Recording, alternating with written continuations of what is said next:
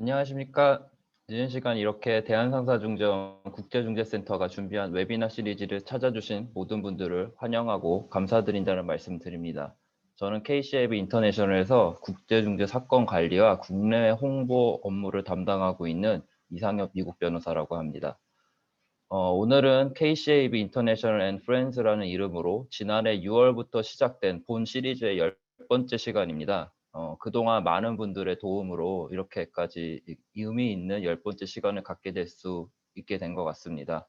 오늘의 콘텐츠를 책임져 주실 저희의 든든한 우군은 바로 법무법인 바른입니다.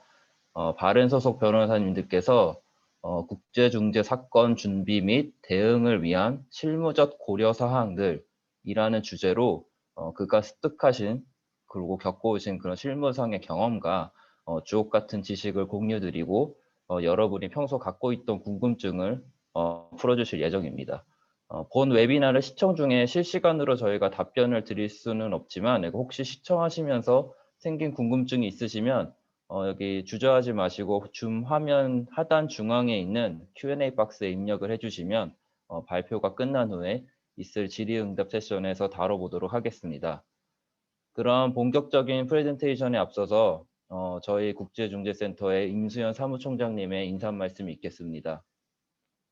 임수연 사무총장님께서는 2018년 6월 저희 센터에 합류하신 이후에 국제중재 사건 처리, 실무의 전반적인 업그레이드와 그런 국제중재제도 인식 제고를 위한 다양한 국내 활동을 하고 계시는 국내에서 손꼽히는 국제중재 전문가라고 하실 수 있으십니다. 그러면 임수연 사무총장님 인사 말씀 부탁드리겠습니다. 네, 감사합니다. 안녕하세요. 대한선사중재원 국제중재센터의 사무총장 임수연입니다. 반갑습니다. 먼저 이렇게 귀한 시간을 내어 웨비나에 참석해주신 모든 분들께 감사드립니다. 작년 6월에 시작하여 그동안 진행한 KCB International and Friends 웨비나 시리즈가 벌써 10번째 웨비나를 개최하게 되었습니다. 그동안 보내주신 관심과 성원에 힘입어 이번에는 법무법인 바른과 함께 국제중재 사건 준비 및 대응을 위한 실무적인 고려사항들이라는 제목으로 웨비나를 준비하게 되었습니다. 코로나 사태로 인하여 작년 한 해를 아쉽게 보낸 다음 2021년 올해만큼은 희망차고 성공적인 기간으로 꾸려보겠다고 그런 각오로 새해를 출발하신 분들이 많을 것으로 생각됩니다. 그런 각오에 부응하고자 저희 국제중재센터는 법무법인 바른의 변호사님들과 함께 이번 컨텐츠를 준비하게 됐습니다. 중재 실무와 관련된 알차고 실용적인 전문 지식을 많은 분들에게 공유하고자 하는 저희 중재원의 취지에 공감해 주시고 이번 웨비나를 충실하게 준비해 주신 법무법인 바른의 김율 변호사님을 비롯한 여러 변호사님들께 우선 감사의 말씀을 드립니다. 이번 세미나의 소주제는 크게 세 가지가 있고 그 중에 첫 번째 소주제는 Virtual Hearing을 위한 실무적인 고려사항입니다. 일명 New Normal 속에서는 Virtual Hearing이 대세가 되고 있다는 점은 작년 1년 동안 실무를 통해 많이 체감하셨으리라고 생각됩니다. 대한상사중재원도 현 상황에서 효율적으로 대처하기 위하여 화상회의를 적극적으로 활용하였고 대면 심리의 상당 부분을 Virtual Hearing으로 대체해 왔습니다. 최첨단 국제중재 심리시설인 서울국제중재조정센터 SIDRC에서는 화상회의의 진행에 필요한 최첨단 IT 시스템과 중재심리 운영의 노하우를 접목하여 꾸준히 당사자들을 지원해 왔습니다. 중재원의 화상 심리시설 운영 노하우가 쌓여가는 만큼 중재 커뮤니티의 많은 중재 전문가들도 Virtual Hearing에 대한 많은 경험을 축적해왔고 그리고 절차적인 문제점도 많이 정리되어 가고 있는 것 같습니다. 이거에 관해서는 더 자세한 내용은 첫 번째 소주제를 통해서 듣겠습니다. 두 번째 소주제는 중재합의에 대한 중재판정부의 권한 또는 중재합의의 범위인데 과거부터 논의된 주제입니다. 하지만 이를 둘러싼 절차적인 다툼은 언제나 발생할 수 있는 만큼 살아있는 쟁점이라고 할 수 있습니다. 특히 중재 합의의 부재가 중재 판정의 집행 거부의 사유가 될 수 있는 만큼 중재 절차의 초기부터 권한과 그 범위를 정확하게 이해하고 파악할 필요가 있습니다. 세 번째 소주제인 독립된 은행 보증의 법리 역시 과거부터 논의되어 왔지만 국제중개사건, 특히 국제건설 분쟁의 사건에서는 여전히 빈번하게 등장하는 쟁점이라고 할 수 있습니다. 기본적인 개념과 관련된 실무를 경험하여 그거를 공유해 주시고 보다 명쾌하게 이해를 얻게 되는 기회가 되시기를 바랍니다. 자, 이제 올해가 시작하고 이미 한 달 남짓 지났습니다. 아직 연초라고는 할 수 있습니다. 2021년은 신축년 또는 하얀 소의 해라고도 부릅니다. 많은 사람들은 코로나 사태 해결책으로 백신에 많은 희망을 걸고 있는데 마침 백신이라는 단어의 어원을 보면은 소라는 의미의 라틴어인 바카라는 단어와 관련이 있다고 합니다. 18세기 영국에서 천연도의 예방을 위해서는 소량의 카우폭스 바이러스, 그러니까 우두 바이러스를 환자들에게 접종한 것에 있어서 비롯되는 그런 말이라고 합니다. 소와 백신이 연관된 것처럼 신축년의 상징인 하얀소가 코로나 사태 종식을 몰고 와서 하루빨리 KCAB의 다양한 세미나 및 행사에서 많은 분들을 대면으로 다시 만날 수 있는 기회를 간절히 희망합니다. 아무쪼록 올해도 KCAB 웨비나 시리즈를 향한 여러분들의 꾸준한 관심과 성원을 부탁드리고 여러분들의 가정과 일터에 평화와 건강이 함께 있기를 기원합니다. 감사합니다.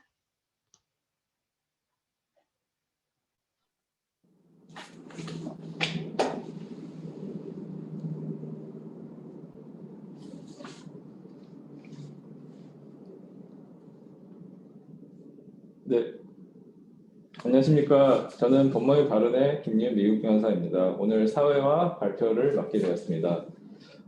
우선 바쁘신 와중에 귀한 시간 내셔서 모든 분들께 감사드립니다.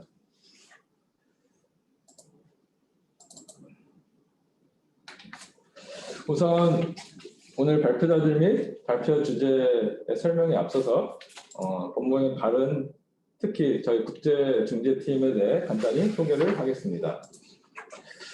저희는 이제 법무위반 발언의 국제중재팀은 다양한 국제중재 사건에서 법률 대리인 참여했고 다수의 사건에서 국내 고객들에게 유리한 결과를 성적으로 받아낸 바 있습니다.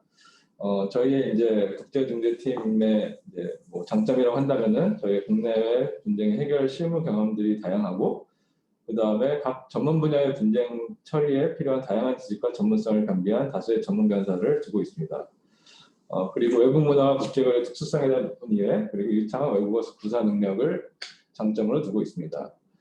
이제 KCAB 외에도 뭐 ICC, LCIA, 뭐 AAA, 뭐 홍콩 국제중재센터 등 여러 그 국제 기관에서 이제 저희가 회사들을 대리하거나 아니면은 그 중재인으로 활동을 한 바 있습니다. 다음은 저희가 그 수행했던 사건들인데 이 지금 자료가 저희가 공유가 되기 때문에 주요 사건들을 하나하나 설명하진 않고 바로 발표 주제로 넘어가겠습니다. 우선 첫 번째 발표는 버추얼 히어링을 위한 실무적 고려 사항입니다. 첫 번째 발표를 맡은 변호사는 최희진 변호사입니다. 최희진 변호사는 고려대학교를 졸업한 후에 이화여대 대학교 로스쿨을 졸업하고 2018년부터 변호사 생활을 해서 2019년부터 법무의 발언에서 수석 변호사로 굉장히 활발하게 활동을 하고 있습니다. 최희진 변호사는 이제 국제중재 사건 외에도 금융 관련된 업무도 많이 하고 있습니다.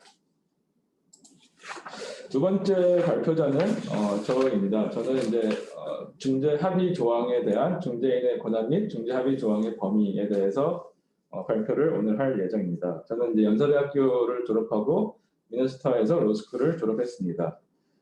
그리고 2008년도에 캘리포니아주 변호사가 된 후에 2010년부터 법무의 발언에서 미국 변호사로 근무를 하고 있습니다. 그리고 2020년도에는 대한상사중재원 국제중재인이 되었고 저는 국제중재 사건 및 일반 기업 자문 업무도 하고 있습니다.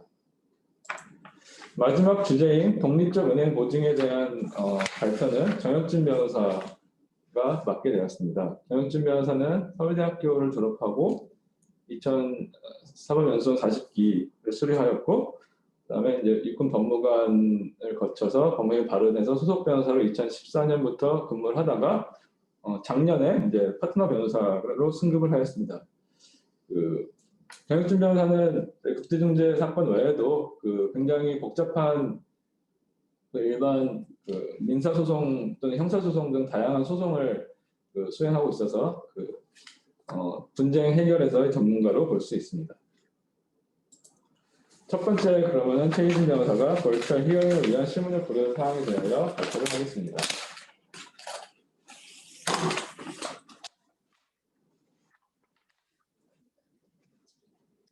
네, 안녕하세요. 이번 웨비나에서 버추얼 히어링에 대한 발표를 맡게 된 법무법인 바른 최희진 변호사입니다. 코로나 시대 이후 국제중재 절차를 버추얼의 방식으로 진행하게 되는 경우가 대폭 증가를 하고 있습니다. 오늘 발표를 통해 버추얼 히어링을 준비하기 위해서 이런 실무가의 입장에서 고려하여야 하는 사항들이 무엇인지 함께 살펴보는 시간을 갖도록 하겠습니다. 먼저 첫 번째 보시고 계신 슬라이드는 국제 중재 절차의 개시부터 판정까지의 흐름도입니다. 신청인의 이제 중재 신청으로 절차가 개시가 되고 중재 판정부가 구성되고 절차 일정이 협의가 되고 서면 교환, 증거 제출 이런 이제 절차들을 모두 거친 후 심리 기일에 이르게 됩니다. 오늘의 발표 주제가 바로 이 심리 기일 히어링 이 절차를 버추얼로 진행하게 되는 건에 관한 것입니다. 심리기일 즉 히어링은 신청인과 피신청인이 서면 교환, 증거 제출 등을 통해서 그간 이제 공방을 벌인 내용을 한 무대 위에 이렇게 올리는 그런 국제 중재 절차의 핵심이라고 볼 수 있겠습니다. 그간의 서면 교환, 증거 제출 이런 것들이 하나의 공연을 위한 밑작업이었다면 히어링이야말로 그동안 준비한 공연이 무대 위에 이제 선보여지는 날이라고 할 수 있습니다. 히어링 같은 경우 보통 짧게는 하루 이틀 걸리는 경우도 있지만 많은 경우 1, 2주 정도가 소요가 되고요. 히어링은 통상적으로 피신청인 그리고 이제 신청인 변호사들의 오프닝 스테이트먼트로 시작을 하고 팩추얼 위트니스 그리고 엑스퍼트 위트니스들에 대한 주신문과 반대신문이 모두 이루어지고요. 그 다음에 이제 클로징 스테이트먼트 그리고 중재위원분들께서 이제 질문이 있으실 경우 이제 Q&A 타임을 갖기도 하고 이런 식으로 마무리를 하게 됩니다. 피지컬 히어링의 경우 당사자, 중재인, 변호인들, 증인들 모두 한 장소에 모이게 되고 이게 국제중재라는 특수성이 있기 때문에 복수의 국가에서 관여 당사자들이 이렇게 집합을 하게 되는 양태를 보입니다.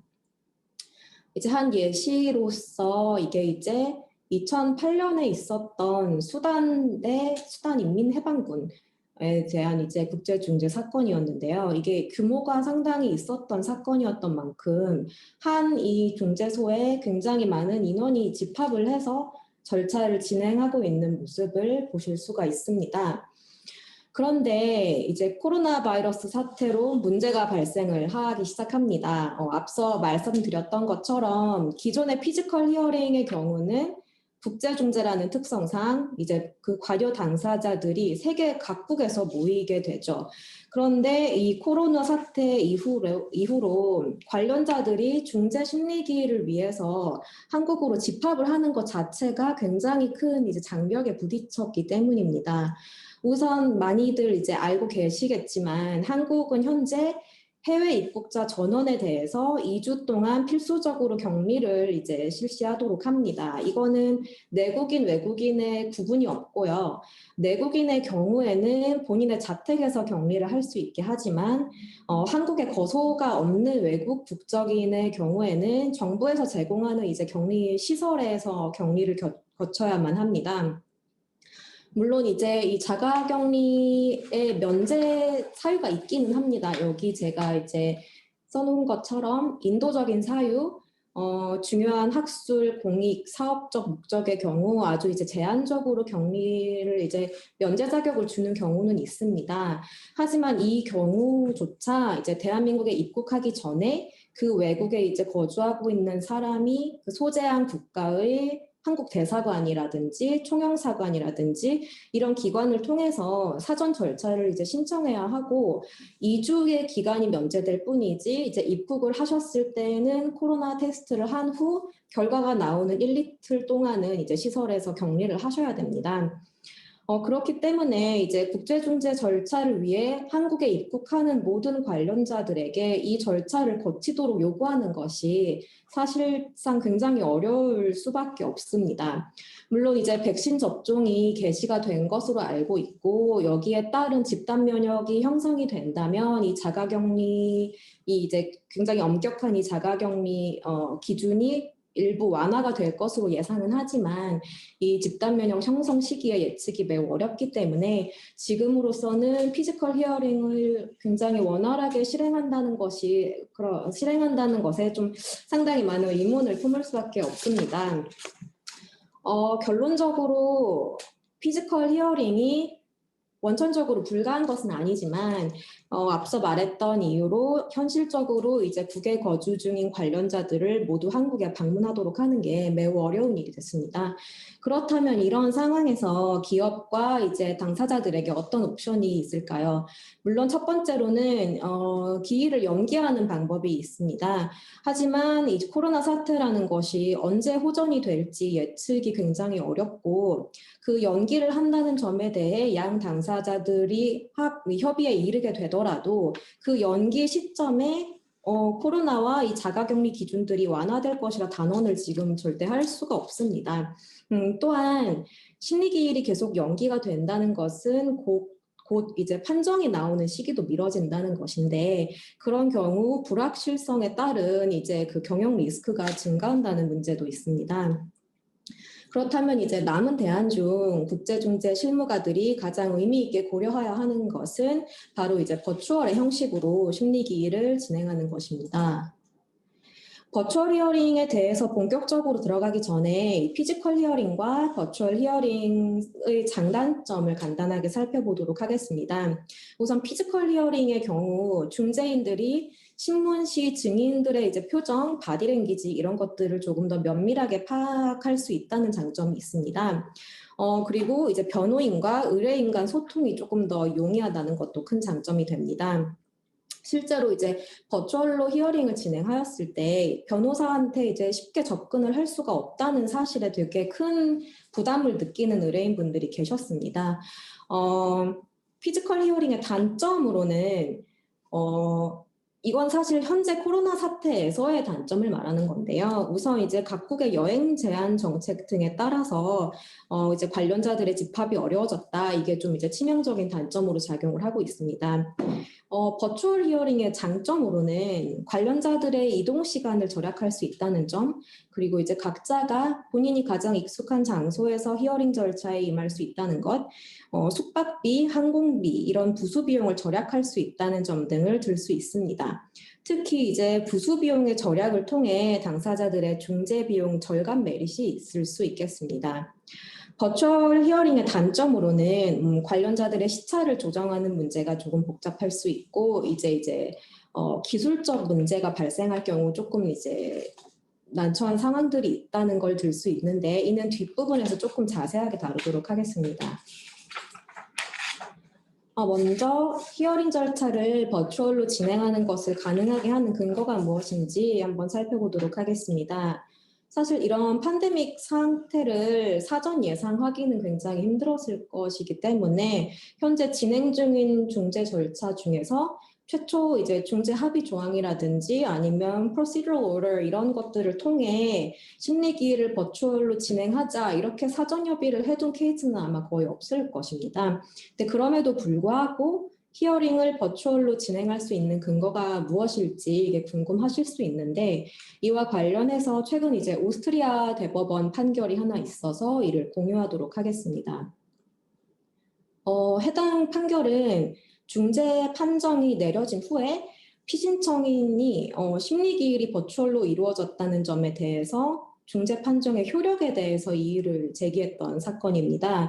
결론적으로 이제 오스트리아 대법원은 일반 당사자의 이의에도 불구하고 중재판정부는 버추얼로 이제 히어링을 진행할 권한이 있다고 판단을 했습니다. 이제 참고로 이 사건의 경우는 그 심리기일이 이루어지기 전에 피신청인 측에서 이 히어링을 버추얼로 진행하는 것에 이제 합의를 하지 않은 상황이었던 걸로 알고 있습니다.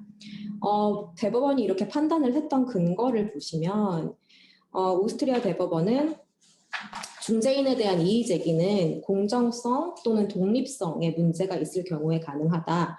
그리고 해당 중재 절차에 중대한 절차적 하자를 발견하지 못했고 일방 당사자에게 영구적이고 심각한 그런 영향이 있다는 것을 살펴볼 수 없었던 점, 그리고 무엇보다도 중재 절차의 진행에 대해서 중재판정부에 굉장히 폭넓은 재량과 권한이 있다, 이런 근거를 들었습니다.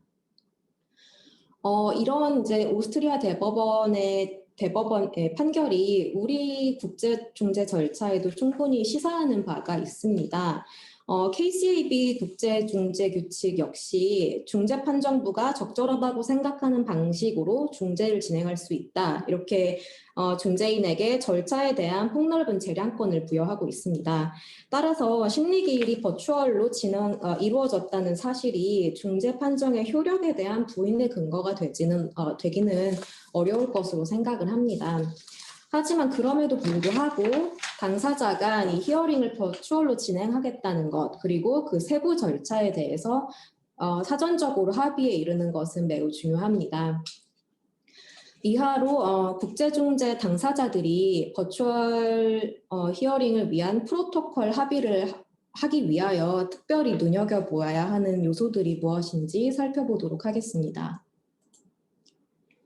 이미 대한상사중재원, 홍콩국제중재센터, ICC 등 이제 세계적인 국제중재기관들에서 버추얼 히어링 진행에 관한 가이드라인을 제시했습니다. 이 KCAB 홈페이지에서도 여기 서울 프로토콜 on Video Conferencing in International Arbitration 이 자료를 이제 웹에서 쉽게 찾아볼 수가 있으니까 이제 필요하신 분들이 계시면 적극 활용을 하시면 큰 도움이 될 것으로 생각을 합니다. 이 위에 이제 중재기관들이 프로토콜을 통해 공통적으로 이제 당사자들이 유의해야 될 사항이 무엇인지 이제 나열을 하는데 공통적인 사항들이 있어서 그것이 무엇인지 한번 소개를 해보도록 하겠습니다. 우선 중재기관들은 최대한 빠른 시일 내에 당사자들이 버추얼 히어링의 진행에 대해서 협의한 후 중재기관에 통지를 할 것을 권유를 합니다. 또 히어링 기간 동안 이제 신속한 기술적 지원을 받을 수 있도록 준비할 것을 강조합니다. 또한 이제 중재 절차의 보완을 위해서 플랫폼 사용 시 암호 등으로 참석자를 컨트롤할 수 있도록 하는 것 역시 유념해야 될 것을 말하고 있습니다. 제가 이제 최근에 참여했던 버추얼 히어링에서는 이제 중재위원장 분께서 그 줌 회의의 관리자 계정으로 접속을 하셔서 이제 회의에 입장하는 모든 아이디를 스크리닝을 하고 해당 아이디의 신원을 확인을 하고 그 신원이 확인된 경우에만 회의실로 이제 입장을 하는 등으로 이것을 이제 컨트롤을 했었습니다. 이는 이제 대부분의 비디오 컨퍼런싱 플랫폼에서 제공을 하는 옵션일 것이므로 물론 저는 이제 줌만 사용을 해봤는데 다른 플랫폼에서도 이 정도 기능은 충분히 있는 것으로 알고 있습니다. 그러니까 그 옵션 상의 기능을 적절하게 활용하면 될 것으로 생각됩니다. 그 다음 공정한 증인 신문을 위해서 증인이 버추얼 히어링을 진행하고 있는 공간을 카메라로 이렇게 돌려가면서 볼 수 있도록 대비할 것을 권장을 합니다. 이는 이제 증인이 소지하고 있지 않아야 되는 물품, 전자기기, 메모가 막 작성이 되어 있는 증거자료 이런 것 등이 없다. 또는 이제 그 공간 내에 다른 조력자나 조언자가 없다. 이런 것들을 확인하기 위한 절차입니다. 공정한 절차를 위해 반드시 필요한 내용이니까 유념하여 두시면 좋을 것입니다. 이 외에도 당사자들이 히어링 프로토콜 제정을 위해 고려하는 사항들은 이제 다음과 같습니다. 우선 프로토콜을 최대한 구체적으로 제정을 할 것인지 아니면 제네럴하게만 제정을 할 것인지 미리 생각을 해둘 필요가 있습니다. 각자의 장단점이 있는데요. 최대한 구체적인 프로토콜을 제정해 둘 경우 절차 중 발생하는 그런 돌발적인 상황들에 대한 예측 가능성이 조금 더 높을 것이지만 제너럴한 프로토콜에 비해서는 아무래도 다소 융통적이지 못할 수는 있습니다. 이에 반해서 이제 프로토콜을 좀 제너럴하게 협의해 둘 경우에는 발생 상황에 좀 융통적으로 대응을 할 수 있지만 예측 가능성은 이 전자에 비해 조금 떨어질 수 있다고 알고 계시면 되겠습니다. 그 다음 이제 마이크, 영상 출력 기기, 스피커 이런 전자기기는 충분한 테스트런을 갖는 것이 중요합니다. 기술적 돌발 상황이 발생해서 그 히어링 절차를 정상적으로 진행하지 못하게 될 경우에 그때는 이거를 절차를 중단할 것인지 연기할 것인지 이런 협의점도 미리 마련해 두는 것이 필요합니다. 그 다음으로 간과하기 쉬운 부분인 것 같은데 히어링에 총 소요되는 기간을 어떻게 설정할 것인지를 정하는 것이 굉장히 중요한 문제입니다. 개인적으로는 피지컬 히어링보다 히어링에 소요되는 전체 기간은 넉넉하게 잡되 매 히어링 데이를 짧게 유지하는 것을 추천드리고 싶습니다. 이게 실제로 사람을 대면한 상태로 사람의 음성을 듣는 것과 전자기계를 한번 거친 음성을 받아들일 때 피로도가 차이가 조금 난다고 느꼈습니다.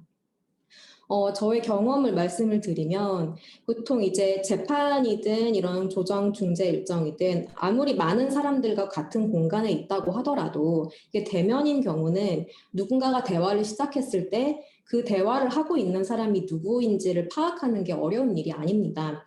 그런데 이제 비디오 컨퍼런싱의 경우에는 화면에 우선 굉장히 많은 사람들의 모니터가 떠 있고 따라서 누군가가 이제 대화를 시작을 했을 때 누가 지금 말을 하고 있는지를 파악하는 것에도 굉장히 세밀한 에너지가 소모가 됩니다.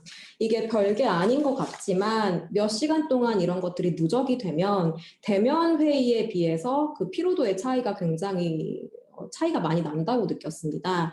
그래서 이제 전체 히어링 기간이 조금 늘어난다고 해도 매 히어링 데이를 최대한 짧게 유지하는 것이 관련자들의 컨디션을 조절하는 것에 큰 도움이 될 것으로 생각합니다. 그리고 이제 히어링 중간중간 커피 브레이크 등 휴식 시간을 갖게 되는데요. 이때 증인들에 대한 통제 방법에 대해 사전 협의하는 것도 필요할 수 있겠습니다.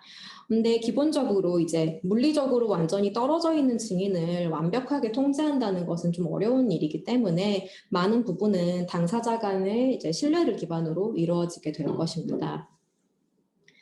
당사자들이 버추얼 히어링을 위한 프로토콜 협의를 다 마쳤다면 이제는 실제 히어링을 위한 준비 그리고 실행만이 남게 됩니다. 통상의 이제 피지컬 히어링에 비교해서 다른 점이 있다면 이제 비디오 컨퍼런싱을 위한 플랫폼을 선택하는 것이 있는데 이게 뭐 줌과 스카이프, 이제 뭐 시스코 웹엑스 등 다양한 플랫폼이 나와 있는 것으로 알고 있습니다. 근데 아마 가장 많이 선택하시는 건 줌일 거고요. 이 외에도 비디오 컨퍼런스를 위한 전자기기 등을 모두 구비한 후 관련자 모두가 이에 익숙해지도록 조작 방법을 연습해 두는 것 등이 있겠습니다. 히어링 번들의 사전 제작도 필요할 수 있는데요. 이 경우에 이제 히어링 번들의 전자 파일이 모니터를 통해 모두에게 제대로 이제 출력이 되는지 이런 것 등을 함께 이제 테스트를 미리 해두셔야 합니다. 제가 참여했던 버추얼 히어링의 경우 이제 실제 히어링이 있기 1, 2주 전쯤 해당 사건에 참석 예정인 모두가 이제 같은 시간 비디오 컨퍼런스를 열어서 그 테스트런을 실시했습니다. 이때는 이제 당사자, 변호사, 중재인들, 증인뿐만 아니라 이제 트랜스크립터 분들까지 함께 참여를 했고요. 그래서 이제 그 트랜스크립트 소프트웨어가 제대로 작동을 하고 이게 모두의 이제 모니터에 제대로 잘 전달이 되고 있는지 이런 세밀한 것까지 철저하게 이제 준비를 하는 과정을 거쳤습니다. 일종의 뭐 최종 리허설이라고 생각을 하시면 될 것 같습니다. 기술적인 사항에 대비해야 된다라는 말씀을 굉장히 많이 드리고 있는데 이는 이제 기술적 이런 테크 인프라의 구비가 버추얼 히어링의 굉장히 핵심적인 부분이기도 하고 이 버추얼 히어링 절차가 매끄럽게 흘러가는데 굉장히 결정적인 역할을 하는 것이기 때문에 아무리 강조해도 지나치지 않다고 생각합니다. 이상으로 버추얼 히어링의 필요성, 버추얼 방법에 의한 중재 절차 진행의 법적 근거, 프로토콜 제정 시 유의해야 될 점, 이 모든 것들에 대해서 아주 간략하게 살펴보았습니다. 포스트 코로나 시대가 언제가 될지 아직 미지수인 상황인데요. 저희 법무법인 바른 공제중재팀에서도 이제 처음으로 버추얼 히어링 진행을 앞두고 굉장히 많은 우려가 있기는 했는데 실제로 버추얼 진행을 마치고 나니 뭐 비용 절감, 시간 절감 등의 이제 상당히 많은 이점이 있다고 느꼈고, 그래서 오히려 코로나가 종식된 이후에는 버추얼 히어링이 이제 더 뉴 노멀이 되어 있을 수 있겠다 이런 생각들을 나눴었습니다. 그래서 향후 국제중재 절차를 버추얼로 진행하고자 하는 실무가 여러분들께 오늘의 발표가 작은 도움이 되었기를 기원합니다. 감사합니다. 네, 지금까지 최희진 변호사가 버추얼 히어링을 위한 실무적 고려사항에 대하여 발표를 하였습니다. 다음은 제가 그 중재인 권한 및 중재 합의 조항의 범위에 대해서 살펴보겠습니다. 우선 중재 합의 조항에 대한 중재인의 권한은 그 중재법 및 여러 중재 규칙에 나와 있습니다. 그 중재인은 중재 절차를 진행하는 권한과 중재 판정을 내리는 권한을 가지고 있다라고 저희 중재법 20조에 나와 있고요. 이 경우에 중재 합의의 부존재 등 중재인이 중재 판정을 내릴 수 있는 권한이 없다고 중재 당사자가 다투는 경우가 굉장히 많은데요. 이럴 경우에 한국 중재법은 17조에서 중재 판정부는 자신의 권한 및 이와 관련된 중재 합의 존재 여부 또는 이유성에 대한 이해에 대해 결정할 수 있다. 그리고 같은 조 5항에서는 그 시기에 대해서 얘기를 하고 있습니다. 그 시기는 이게 이제 성결 문제가 될 수 있고 아니면 마지막에 중재 판정과 함께 판단할 수 있다 이렇게 되어 있습니다. KCAB 중재 규칙 25조에서도 비슷한 그 내용을 규정하고 있습니다. 이제 1항에서 보시면 중재 판정부의 관할권에 대한 이의 신청에 대하여 판단할 권한을 가지고 있다라고 규정되어 있고 또 4항에서는 일반적으로 중재 판정부는 관할권에 대한 이의 신청을 성결 문제로 판단하거나 아니면은 최종 판단에서 판단할 수 있다 이렇게 규정을 하고 있습니다. 그렇다면 한번 미국 판례들을 살펴보면서 이제 미국에서는 미국 법은 어떻게 되어 있는지 살펴보겠습니다. 이 사건은 2019년 1월에 선고된 사건으로 미국 대법원 사건입니다. 사실관계는 원고 RC&화이트 세일스는 치과 장비를 판매하는 소규모 사업자이고요. 그리고 피고는 치과 장비 제조업자인 헨리입니다. 그래서 이 원고와 피고는 제품들을 판매하기 위한 계약을 체결했고 그 분쟁 해결은 중재에 따라서 해결하기로 합의가 되어 있었습니다. 그러던 중 당사들 사이에 계약상 이견이 발생하여 원고는 피고를 상대로 법원에 공정거래 위반을 원인으로 손해배상 청구 소송 및 가처분 신청을 제기했고 이에 대해서 이제 피고는 당연히 계약에 따라서 중재 조항에 따른 분쟁이 중재로 해결된다고 항변을 했습니다. 이거는 실제 이제 이 당사자들이 체결한 중재 조항입니다. 여기서 볼 수 있듯이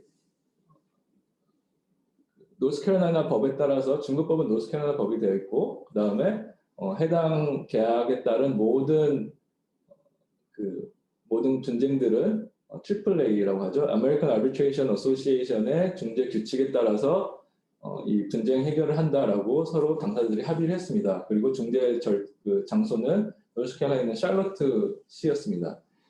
이에 대해서 미국 대법원은 arbitrability 즉 분쟁이 중재 대상인지 여부는 판단해서 중재 판정부에 그 권한이 있다고 결정을 했습니다. 아비트러리 쟁점 결정 권한을 중재인에게 부여하였다면 법원이 해당 청구가 완전히 근거 없다고 판단하여도 아비트러리 쟁점은 중재인이 결정해야 된다. 이렇게 결정을 했고 이것은 이 의미가 있는 점은 이 하급식 판단을 뒤집었다는 그런 의미가 있습니다. 즉 다시 말한다면은 미국 대법원에서도 중재 판정부의 권한을 굉장히 넓게 보고 있습니다. 다음으로 이제 그 뉴욕주 대법원 판결을 보겠습니다. 앞에서 본 거는 연방 대법원 판결이고 이 사건은 뉴욕주의 대법원 판결입니다. 유사한 이제 중재인의 권한에 대해서 유사한 판결을 했습니다. 동사건에서는 이제 당사자들이 합의한 중재 규칙에서 중재 판정부가 아비트러리 쟁점을 결정할 권한을 부여했다면 해당 쟁점은 중재 판정부가 결정해야 된다고 판시하였습니다. 즉, 이 당사자들의 중재는 LCIAI, 런던 코트 오브 인터내셔널 아비트레이션으로 분쟁을 해결한다고 되어 있는데 이 LCIA 중재 규칙에 아까 KCAB 중재 규칙 25조와 유사한 규정이 있었습니다. 그거를 근거로 뉴욕주 대법원은 중재 판정부가 결정해야 된다고 판시를 한 바 있습니다. 이것도 의미가 있는 것이 하극식 판결을 뒤집었기 때문입니다. 다음으로 연방구 항소심에서도 이거는 은시트럴 중재 규칙입니다. 은시트럴 중재 규칙이 이제 문제가 됐던 사건에서 이제 아비트러리 쟁점에 대하여 중재를 하겠다는 명백한 합의 및 그에 대한 오류가 없는 증거를 볼 수 있다고 판시를 하였습니다. 결론적으로 말씀을 다시 드리면 이제 저희 한국 국내 중재법이나 중재 규칙 또 미국 지금 앞에서 살펴본 뭐 미국 연방 대법원 판결, 주 판결 그리고 뭐 그 항소심 판결들을 봤을 때 중재 합의의 조항, 효력, 범위 등의 판단은 중재인에게 폭넓은 권한이 있다고 보아야 할 것입니다. 그렇다면 다음으로 중재 합의 조항의 범위에 대해서 살펴보겠습니다. 중재 합의 조항의 범위는 그렇다면 그 분쟁 중재 당사자들이 중재로 분쟁을 하겠다고 합의를 했을 때 그 분쟁의 범위는 어디까지에 되는지 그게 바로 쟁점입니다. 이제 대법원에서는 굉장히 대한민국 대법원은 중재 합의 조항의 범위를 매우 넓게 해석하고 있습니다. 그래서 특별한 사정이 아닌 한 계약과 관련된 내용뿐만 아니라 모든 분쟁을 중재해서 해결하기 범위 상당하다. 또 직접 관련되거나 밀접하게 관련된 분쟁까지 그 효력이 미친다라고 하는 등 굉장히 넓게 해석하고 있습니다. 다음은 이제 미국 법원도 유사한 미국 법원회 같은 경우에는 그 중재 조항의 그 문구를 살펴봅니다. 그래서 크게 두 개로 나눌 수가 있습니다. 첫 번째 중재 조항이 이제 disputes arising out of 또는 relating to 또는 connected with the agreement와 같은 이런 문구를 포함할 경우에 중재 합의의 적용 범위를 넓게 해석합니다. 반면에 중재 조항이 이제 arising out of이 아니고 뭐 disputes under, arising under the agreement라고 할 경우에 중재 합의의 적용 범위를 좁게 해석합니다. 구체적인 그 판례들을 한번 살펴보면서 이게 어떻게 해석이 되는지 살펴보겠습니다. 미국 이 사건은 1985년 미국 연방 대법원 사건입니다. 미쯔비시 대 이제 크라이슬러 사건인데 이 경우에 공정거래 쟁점도 이제 중재 그 조항 그 범위에 속한다라고 굉장히 넓게 해석을 한 사건입니다. 다음으로 노동 관련된 사건에서도 이거는 이제 그 연방 그 10항소심 사건입니다. 2000년도 사건이고 이 사건에서도 계약이 폭넓은 중재 조항을 포함하고 있을 경우에 계약이 저촉되는 사항들은 중재를 해야 되며 명예훼손 청구 그리고 또 명예훼손 청구에 대한 관여권을 바르게 행사할 것이라는 지방법원 판결을 인용하였습니다. 즉 이게 노동 관련된 뭐 명예훼손이라든가 노동 관련된 쟁점이라도 이 계약 문구가 굉장히 중재 조항이 넓게 포함이 되어 있고 그 계약과 관련성이 조금이라도 있으면은 그 분쟁은 중재를 해결해야 된다는 입장입니다. 다음으로 이제 넓은 해석에 대한 또 원칙을 선언적으로 한 사건 판결이 있습니다. 이것은 1983년도 미국 대법원 사건입니다.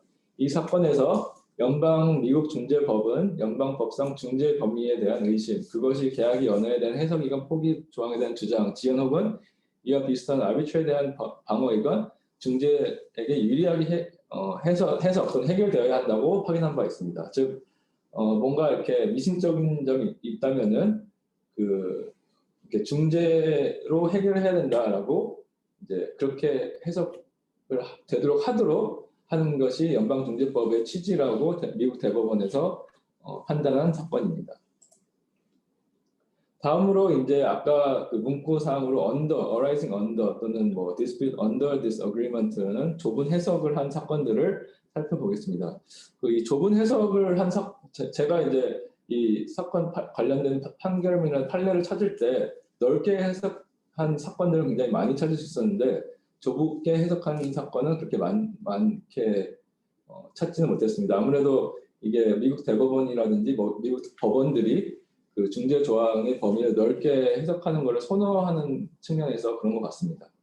이 사건이 2011년 구 항소 법원 사건입니다. 여기서 이제 원고는 K 플래터라는 회사이고 피고는 타이탄 메리타임이라는 그 회사입니다. 그래서 원고의 선박 인양과 관련된 증거 실에 따른 손해 발생을 청구 원인하여 소송을 제기하였습니다. 1심 법원은 본 분쟁은 계약의 조항에 대한 해석이 달려있지 않으며 계약의 이행 아니라며 중재 판정과의 관할을 인정하지 않았습니다. 다음으로 또 다른 좁은 해석을 한 사건입니다. 이건 1994년도 구 연방 항소심 사건입니다. 이 트레이서라는 원고가 내셔널 엔바이러먼트 서비스라는 그 상대로 소송을 제기했는데 이 소장에서 영업 비밀의 부정 유용에 관한 기소 사항은 불법 행위에 대한 손해배상 청구였습니다.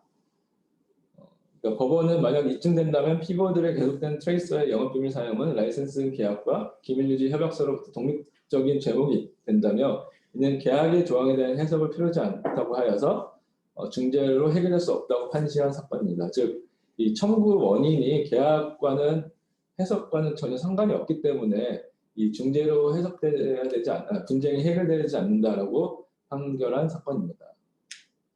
그렇다면 이게 이제 그 담당자분들이 실무적으로 어떻게 이제 생각을 그러니까 업무를 하셔야 되는지 살펴보겠습니다.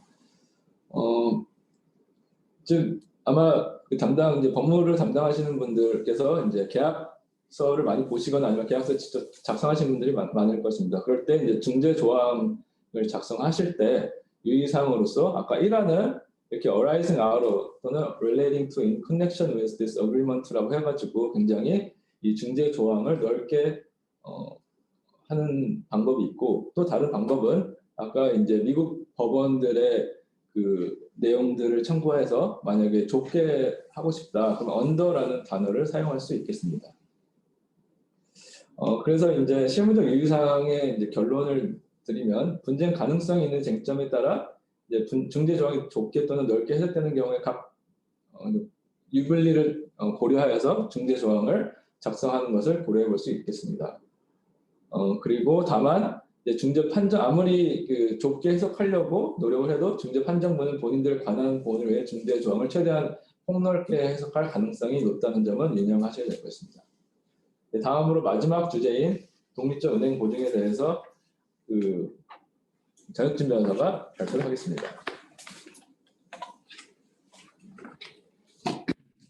네, 안녕하십니까. 정혁준 변호사입니다. 독립적 은행 보증에 대해서 알아보겠습니다.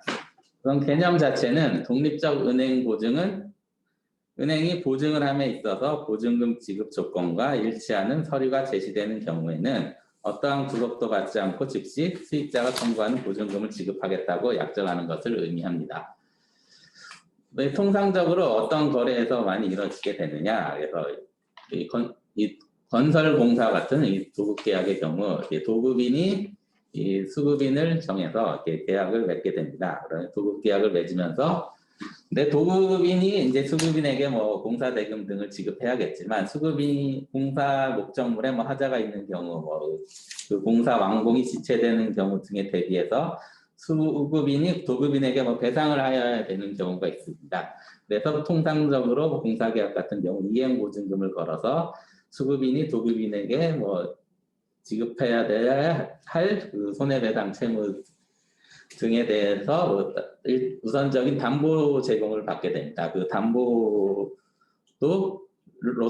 그 은행이나 금융기관에 의뢰해서 이 보증보험증권 등을 받게 되는데요. 이러한 보증의뢰 계약을 수급인과 은행과 금융기관이 맺게 되기 때문에 그러면 은행은 이 도급인이 청구할 수 있는 뭐 그 증권을 발급하게 되는데요.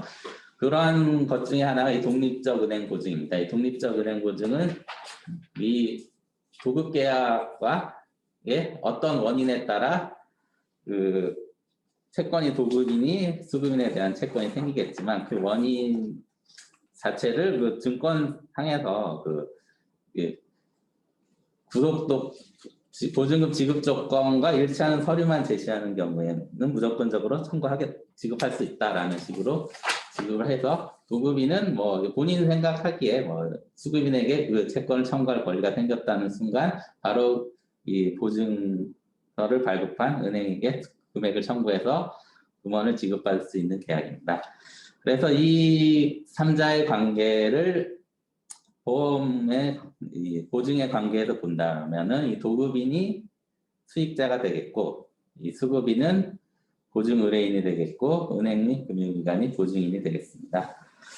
그래서 이러한 그 독립적 은행 보증을 왜 맺느냐에 대해서 살펴본다면 도급인으로서는 뭐 이 도급계약상의 뭐 손해배상 청구권을 뭐 받기 위해서는 뭐 상당한 뭐 소송이나 뭐 분쟁 등 굉장히 복잡한 절차가 필요할 텐데 그런 절차 없이 즉각적으로 은행에 대해서 증권만 청구하면 바로 받을 수가 있기 때문에 그러한 신속한 권리 구제가 가능합니다. 그래서 이 독립적 보증은 뭐 현금과 마찬가지로 신뢰할 수 있는 권리가 됩니다. 그래서 그러한 뭐 결국 은행이 이 도급인에게 금원을 지급하는 경우 은행은 이 수급인에게 구상권을 행사하겠죠. 그러면 구상을 하고 다시 원인 없이 금원을 받아간 거 아니냐. 그러면 수급인과 도급인과의 중재 사건이 벌어질 수밖에 없는데 그러한 장기간의 중재 사건 등을 통해서 이 구상금 지급한 걸 회수하게 되는 수급인의 권리는 이런 장시간 권리고 도급인이 신속히 회수하고 이런 권리관계가 벌어지게 됩니다. 이러한 것은 결국 청구의 위험은 뭐 보증 의뢰인, 수급인이 부담하게 되는 거라서 보통 우선 지급하고 나중에 소송을 한다라는 표현으로서 하게 됩니다. 그래서 이러한 거는 뭐 이 수급인에게 뭐 좀 부당해 보이는 면도 있겠지만 또 수급인에게 사실상 부당하지는 않습니다. 왜냐하면 발주자 입장에서는 뭐 어떤 이유로든지 설계 및 이 시공사 측에서 계약상 의무를 이행하지 못하게 될 경우에 이 독립적 은행 보증을 통해 우선적으로 정보를 받을 수 있어서 그러한 신뢰 장치가 부여됐기 때문에 이 수급인과 계약을 체결하는 측면이 있습니다. 그래서 이 보증 의뢰인인 수급인 측면에서는 독립적 은행 보증을 통해서 이 도급인과의 거래를 성사시키는 이익을 누리게 되는 것이죠. 그래서 실제로 이게 만약에 이런 독립적 은행 보증을 이용하지 않는다면 수급인으로서는 그 현금 가치를 도급인에게 담보로 제공했어야 되는데 이 적은 금액으로 은행을 통한 이 증권 등을 통해서 처리할 수가 있기 때문에 그 수급인의 뭐 현금 사용 등 뭐 경제적 부담을 많이 줄일 수 있는 서로가 윈윈인 계약으로 볼 수가 있겠습니다. 그래서 독립적 은행 보증에 대해서 문구에 대해서는 뭐 제3 채무자인 금융기관이 즉시 보증금을 지급하도록 정하고 있습니다. 이렇게 guarantee to pay immediately upon first written demand에서 서류상 요구가 있으면 즉시 지급하겠다. 그래서 그걸 보장한다라고 이렇게 되어 있고요. 이렇게 확정적으로 무조건적으로 등의 문구가 기재되어 있습니다. 그래서 이 금융기관에서는 뭐 이러한 이 실제 이 도급인과 수급인 간의 뭐 그 거래 원인 채권이 있는지 없는지 이거에다 따지진 않고 그냥 지급 제시된 서류만 보고 판단을 하겠다라는 의미죠.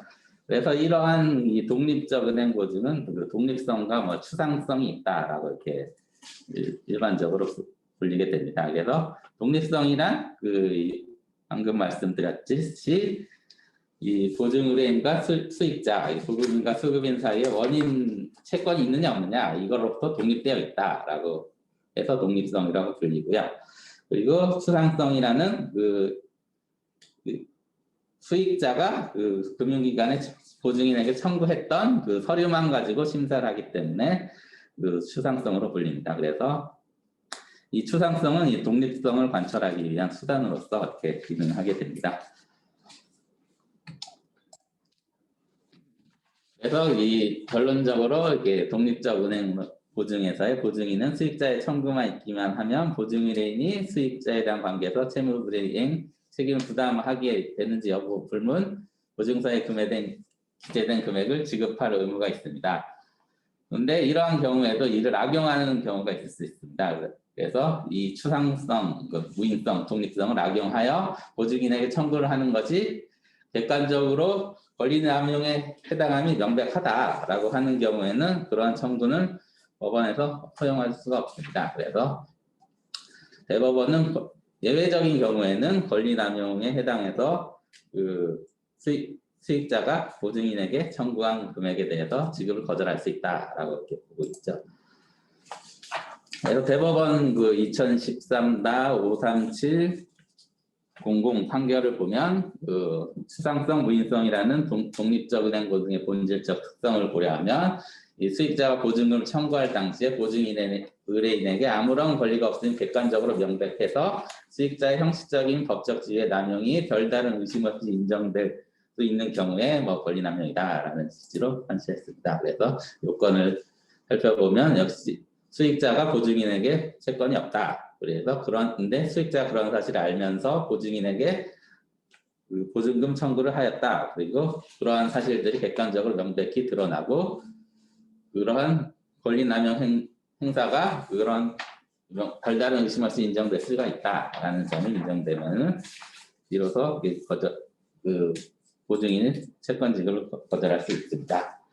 그래서 그 실무적으로는 도급인이 독립적 은행 보증을 청구할 것으로 예상이 되면 수급인은 가압류 가처분 등을 신청해서 금융기관의 지급이나 보류나 지연을 유도하는 경우가 있습니다.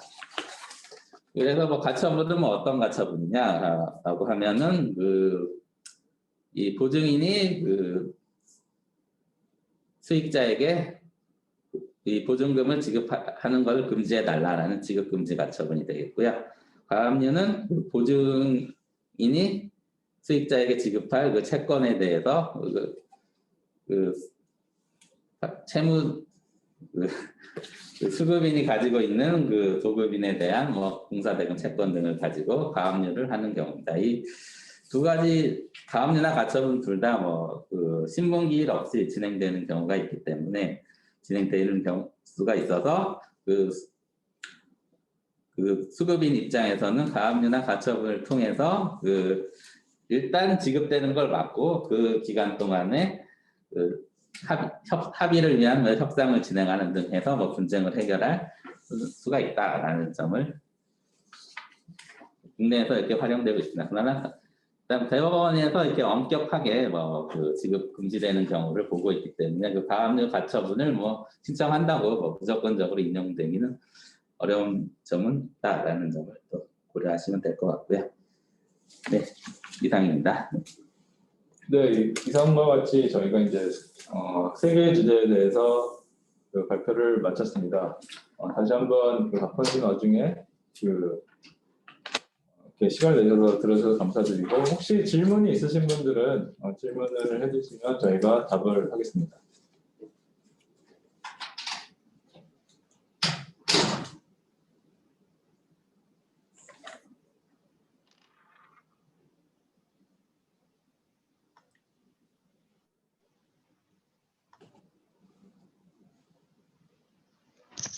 저 좀 비디오 좀 틀어주시겠습니까?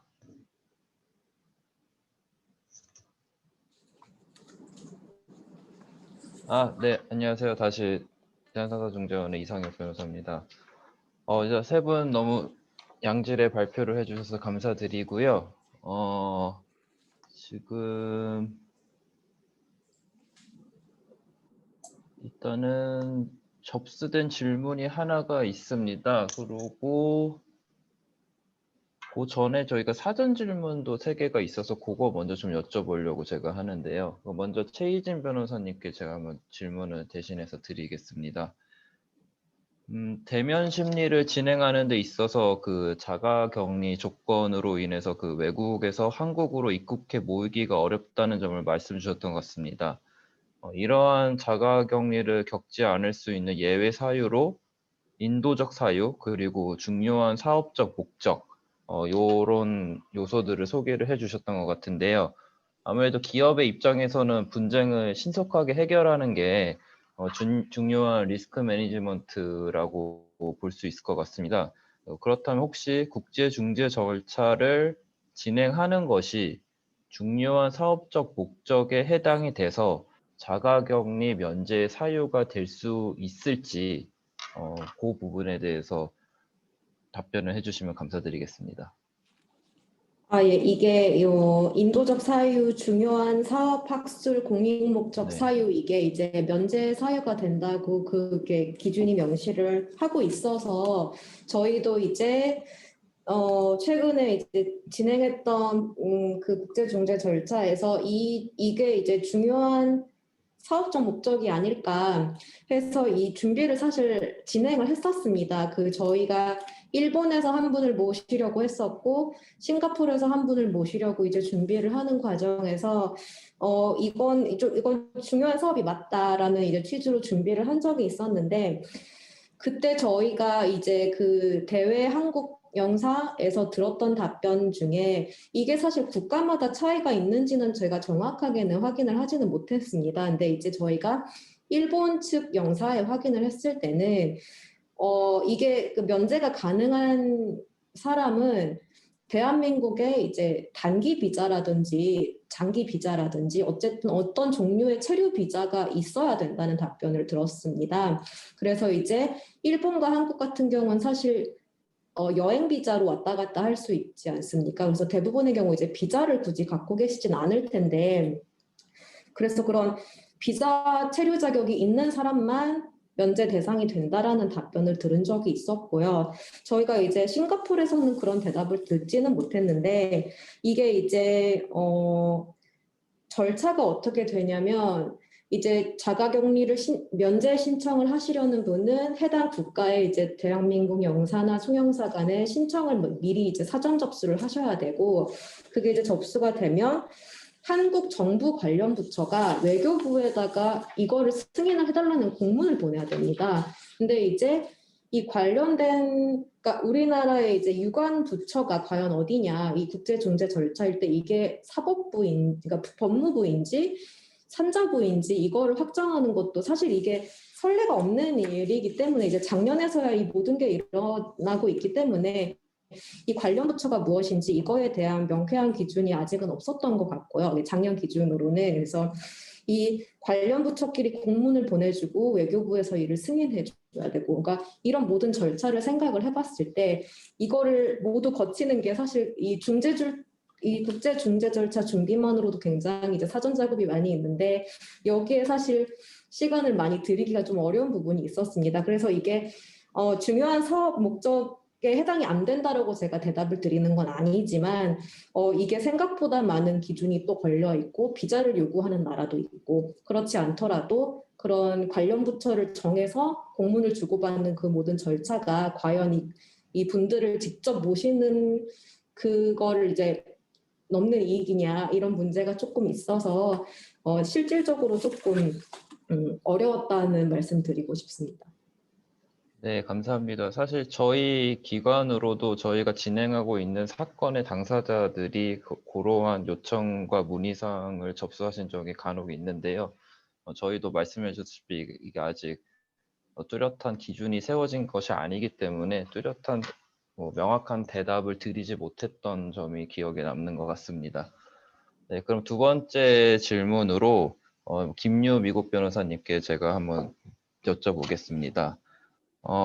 발표에서 제가 이제 본 바로는 중재 합의 조항에 대해서 이제 arbitrability, 그러니까 중재 가능성이죠. 이 측면에서 봤을 때 중재 판정부에 폭넓은 권한이 있다고 보는 해석이 여러모로 좀 더 우세한 듯한데 물론 이제 당사자 입장에서 향후 분쟁의 양태가 어떻게 될지 뭐 미리 예측하는 것이 쉽지는 않겠지만 중재 조항의 범위를 만약 그 스코프를 아주 좁게 설정을 한다면 이때 특별한 장점을 기대할 수 있는 점이 있을까요?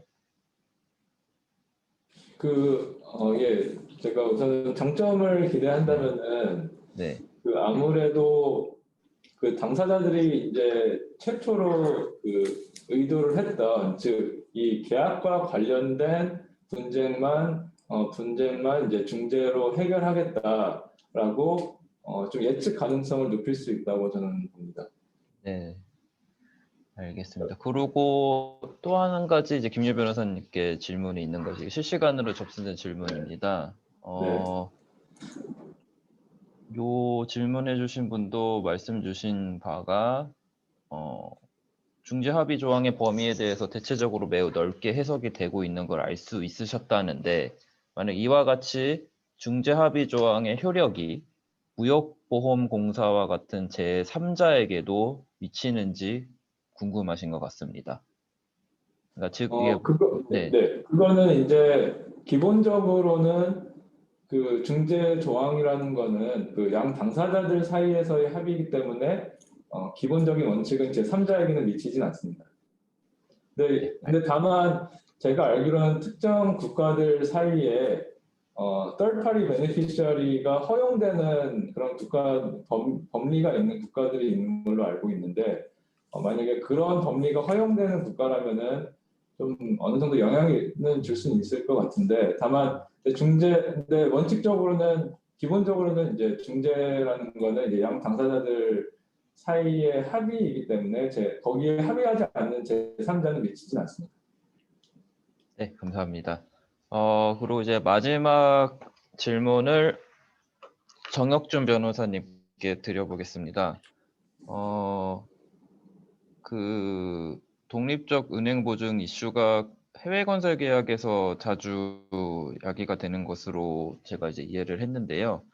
실제로 이제 법무법인 발언에서 그 독립적 은행 보증을 콜한 경우를 자문하거나 대리한 적이 있으신지 만약 그러신 적이 있으시다면 그 경험을 조금 공유해 주시면 감사드리겠습니다. 네, 그 발표 마지막에서 언급드렸던 그 가처분 가압류에 대한 그 소송을 진행한 바 있고요. 그 국내 회사가 그 외국 회사로부터 그 공사 계약을 수급받고 그 독립적 은행 보증을 국내 기관에게 해서 보증이 발급된 사안이었습니다. 그래서 국내 회사는 그 보증인이 그 수익자에게 그 보증금을 지급한 것을 막기 위해서 그 지급금지 가처분하고 그 채권 가압류를 신청을 했었고요. 저희는 그 외국 회사를 대리해서 그 가처분이 그 신문 없이 진행이 되다 보니까 가처분과 가압류 결정이 내려졌었는데 그거에 대한 취소 절차와 이의 절차를 진행을 했었고요. 그래서 그래서 이 독립적 은행 보증의 지급이 금지되기 위해서는 이러한 그 권리라면 명백해야 된다 이런 요건들을 주장해서 성공적으로 방어해서 가압류와 가처분을 다 취소시켰던 경험이 있습니다. 네, 그래서 지금 정혁진 변호사는 이제 재판 과정에 대해서 설명했고요. 또 실제적으로 저희가 그러니까 회사를 대리해서 은행 금융기관에 방문해서 콜을 하러 간 경험도 있습니다. 네, 감사합니다. 저희가 사전에 받은 질문은 모두 소화를 한 것 같고요. 추가적인 실시간 질문이 올라오지 않는 관계로 수고해 주신 바른 소속 세 분께 진심으로 감사하다는 말씀 다시 한번 드리고요. 네, 그러면 이제 이것으로 저희 KC앱 인터내셔널과 법무법인 바른이 같이 준비한 웨비나가 마무리되었다는 말씀을 드리겠습니다. 늦은 시간까지 경청해 주신 여러분께 감사드리고 혹시 리뷰 등을 위해서 다시 한번 영상을 보고 싶으신 경우에는 저희 그 유튜브의 KC앱 인터내셔널 채널에 곧 업로드가 될 예정이오니 참고해 주시기 바랍니다. 날도 춥고 이제 아직도 코로나로부터 안심할 수 없는 단계지만 다행히 이제 어느 정도 통제도 돼가는 것 같고요. 네, 이전과는 무엇보다도 곧 구정 연휴입니다. 뭐 이전과는 다른 풍경이 될 수 있겠지만 아무쪼록 따뜻하고 안전한 구정 연휴 가족들과 평안하게 보내시길 바랍니다. 저희는 그러면 곧 11번째 웨비나로 찾아뵙겠습니다. 감사합니다. 감사합니다. 감사합니다.